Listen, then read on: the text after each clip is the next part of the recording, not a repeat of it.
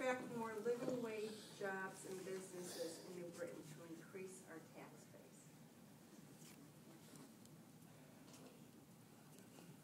Attract. Attract.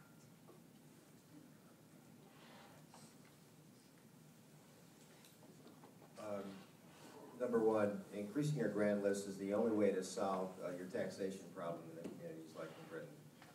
We've been very successful over the last several years to attract new businesses, even given the state of this economy. While everybody claims that everybody needs to be paid a living wage, in today's economy, sometimes a job in and of itself is probably the best place for most people to be, given the state of our unemployment.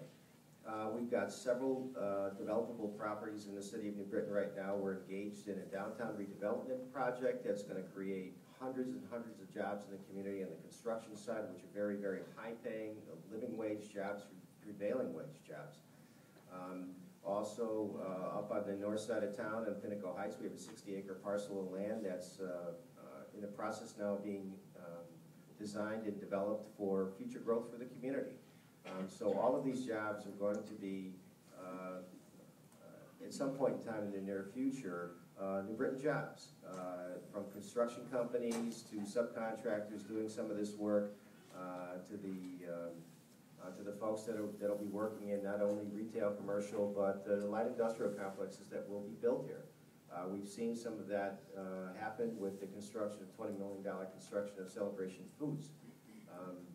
The jobs may not pay $25 an hour, but they're providing a needed resource for many people in communities like New Britain. The only way to really grow and attract businesses to develop, it really is to have business policy and taxation policy that's not regressive for businesses. Unfortunately, the state of Connecticut is probably the most regressive state in the country when it comes to business policy and taxation. So it's really, really hard to attract people. You have to use incentives and you have to use creative ideas to try to get people to want to locate to your community. So, growing the grand list is a primary objective of mine, and I've tried to do some very, very different things that most cities and towns wouldn't even engage. I mean, from indemnification for environmental issues to providing guarantees to people. We're stepping in where banks won't do that today. And those are the kind of things that are going to allow you to grow your grand list and bring jobs and do the things we need to do to make sure that our tax policy stays where it is.